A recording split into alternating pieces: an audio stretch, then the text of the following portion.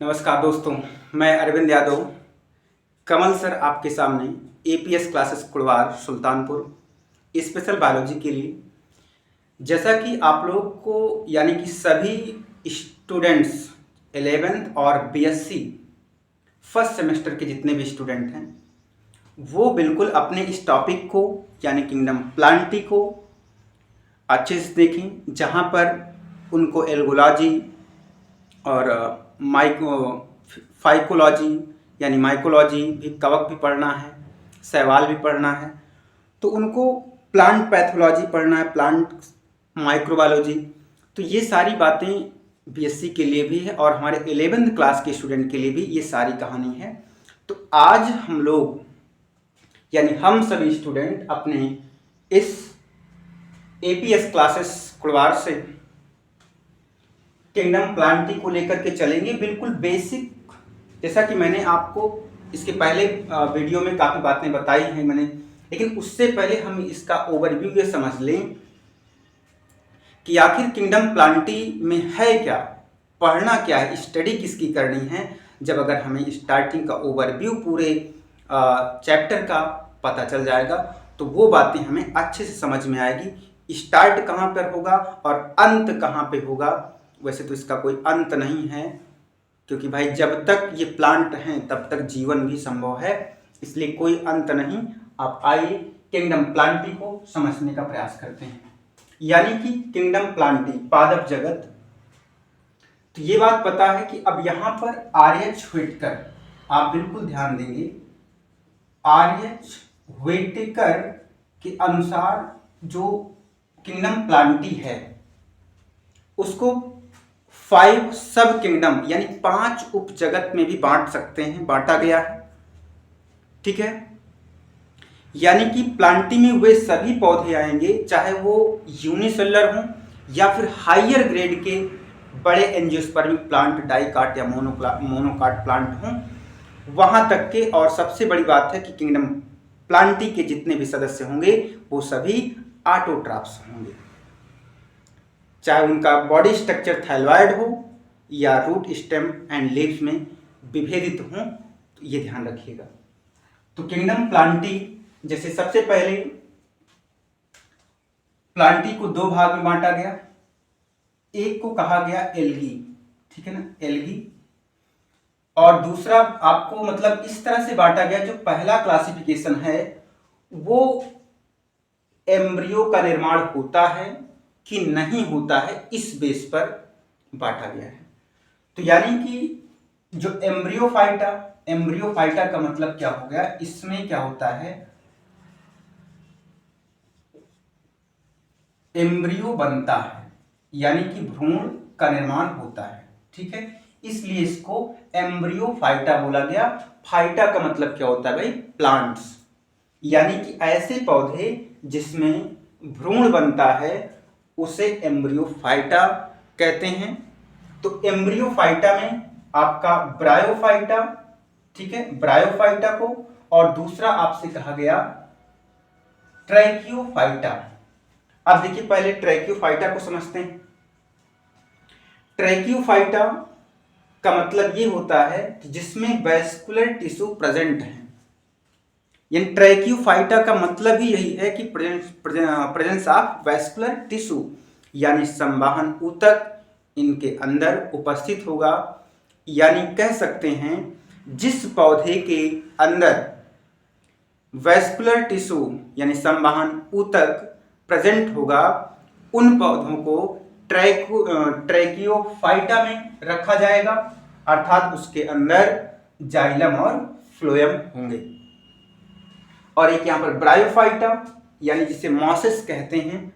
ठीक है, यानी कि अब इस ब्रायोफाइटा को 3 क्लासेस में बांटा गया। लीवरवर्ट, ठीक है, एक है लीवरवर्ट और दूसरा है हार्नवर्ट, ठीक है, तीसरा है मॉसेस। ठीक है, ये तीसरा है मॉसेस, यानी लीवरवर्ट, हार्नवर्ट और मॉसेस। तो ये देखिए आपको इसका नाम ब्रायोफाइटा क्यों पड़ा। अब ब्रायोफाइटा में ब्रायोफाइटा को एक बात यहीं पर जान लें, बाकी तो बताया जाएगा आपको, एक एक क्लास को अच्छे से समझाया जाएगा जरूर बिल्कुल। लेकिन इसको एम्फीबियंस ऑफ किंगडम प्लांटी भी कहते हैं। ब्रायोफाइटा को पादप जगत का उभयचर कहा जाता है। अब से लीवरवर्ट इसका नाम क्यों रखा गया, हार्नवर्ट क्यों कहा गया, मॉसेस क्यों कहा गया, ये सब आपको पता चलेगा जब हम लोग किंगडम प्लांटी का दूसरा सब किंगडम ब्रायोफाइटा पढ़ेंगे, तब आपको कंफर्म हो जाएगा। आइए तो यहां पर देखते हैं। ट्रैकियोफाइटा का मतलब आपको कंफर्म हो गया, जिसके अंदर जाइलम और फ्लोएम यानी कि संवहन ऊतक पाए जाते हैं, उन्हें ट्रैकियोफाइटा में रखा गया। तो वो कौन है, तो वो कौन है, टेरिडोफाइटा। ठीक है ना, टेरिडोफाइटा, जो कि ये तीसरा सब किंगडम है किसका, प्लांटी का। पहला सब किंगडम एल्गी, दूसरा सब किंगडम ब्रायोफाइटा, तीसरा सब किंगडम टेरिडोफाइटा। ठीक है, इसका मतलब टेरिडोफाइटा में क्या होता है, वैस्कुलर टिश्यू प्रेजेंट होता है। तो ये क्वेश्चन बनेगा, क्लासिफिकेशन से बहुत अच्छे क्वेश्चन बनते हैं कि किंगडम प्लांटी में वैस्कुलर टिश्यू का विकास किस उपजगत से हुआ है, तो टेरिडोफाइटा से हुआ है, ना कि एल्गी, ना कि ब्रायोफाइटा। ब्रायोफाइटा और एल्गी में वैस्कुलर टिश्यू यानी कि जाइलम और फ्लोएम विकसित नहीं होते हैं। तो वो विकसित कहां से हैं, टेरिडोफाइटा से। फिर दूसरा इसमें बांटा स्पर्मेटोफाइटा। स्पर्मेटोफाइटा, अब देखिए स्पर्म का मतलब हम लोग यहाँ पे बीज समझेंगे, सीड, स्पर्मा मीन्स होता है सीड, और फाइटा का मतलब प्लांट। स्पर्मेटोफाइटा ऐसे प्लांट्स जिसमें सीड प्रेजेंट होते हैं उसे हम लोग कहते हैं स्पर्मेटोफाइटा। सीड का मतलब बीज। तो वो कौन से हैं, तो वो कौन से पौधे हैं इसको जाने, तो ये सीड प्रेजेंट वाले जिसमें सीड, और देखो टेरिडोफाइटा में क्या होता है, सीड एब्सेंट होता है। यहां पर आपको ये ध्यान रखना है कि टेरिडोफाइटा में सीड एब्सेंट होगा और स्पर्मेटोफाइटा का मतलब सीड प्रेजेंट होगा, अर्थात किसमें, तो देखिए अब स्पर्मेटोफाइटा को दो सब क्लास में बांटा गया। एक है आपका जिम्नोस्पर्म और दूसरा है एंजियोस्पर्म। अब देखिए जिम्नो और एंजियो को दोनों को फ्लावरिंग प्लांट बोलते हैं। क्यों बोलते हैं, एक में तो हम ये कहते हैं कि कंप्लीट फ्लावर होता है और दूसरे में क्या होता है, इनकम्प्लीट फ्लावर होता है। यानी जिम्नोस्पर्म में इनकम्प्लीट फ्लावर और एंजियोस्पर्म में कंप्लीट फ्लावर। इनकम्प्लीट का मतलब क्या होता है, पहले तो हम जाने कंप्लीट फ्लावर किसे कहते हैं। यानी ऐसे पुष्प जिसमें कैलिक्स, कोरोला, एंडोसियम और गाइनोसियम प्रेजेंट होते हैं, चारों भाग, उसे कंप्लीट फ्लावर कहते हैं। और इन चारों भाग में से कोई एक भी भाग अगर एब्सेंट हो जाता है या कम डेवलप होता है, उसको हम कहते हैं इनकम्प्लीट फ्लावर। अब भाई फ्लावरिंग प्लांट इसलिए कहा गया क्योंकि दोनों में क्या होता है, पॉलिनेशन की प्रक्रिया होती है, अर्थात परागकण बनते हैं, इसलिए इनको फ्लावरिंग प्लांट कहा गया है। ठीक है, तो अब जाइए देखते हैं पहले जिम्नोस्पर्म को, यानी सीड प्रेजेंट होता है स्पर्मेटोफाइटा। तो सीड जिसमें प्रेजेंट है उसको दो में बांटा गया, एक को कहा गया जिम्नोस्पर्म। यहां पर बिल्कुल ध्यान दें आप लोग, सारी बातें आपको समझ आएगी, एक एक जब हम लोग एक एक पार्ट पढ़ेंगे तब आपको अच्छे से समझा जाएगा और समझ में सारे पार्ट आएंगे। तो जिम्नोस्पर्म में ऐसे पौधे पढ़ेंगे जिनमें क्या होता है, नेक्ड सीड होता है। इसमें नेक्ड सीड प्लांट है, मतलब इनके जो बीज, अब बीज तो इसमें बनते हैं ना, क्योंकि स्पर्मेटोफाइटा का ग्रुप है भाई। ध्यान से बच्चे देखें सभी, स्पर्मेटोफाइटा का मतलब क्या हुआ, सीड प्रेजेंट होता है।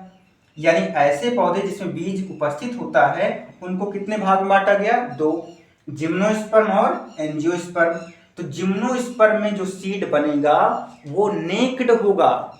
नेक्ड का मतलब यानी बीज के ऊपर कोई ओवरी वाल प्रेजेंट नहीं होगी, यानी अंडाशय भित्ति नहीं होगी, नग्न होगा वो। अब नग्न का मतलब छोटे से नहीं है, नग्न का मतलब है जैसे हम लोग कपड़े पहने हैं तो वैसे वो क्या होता है, इसके ऊपर कोई कवच नहीं होता था, फ्रूटिंग वाल नहीं होती वहां पर।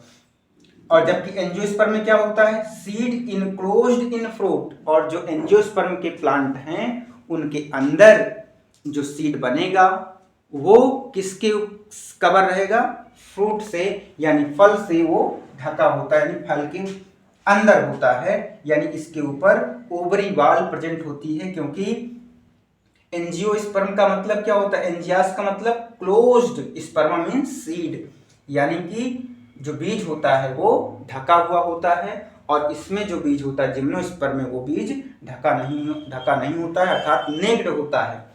तो जिम्नोस्पर्म की कितनी क्लासेस हैं, 4 हैं।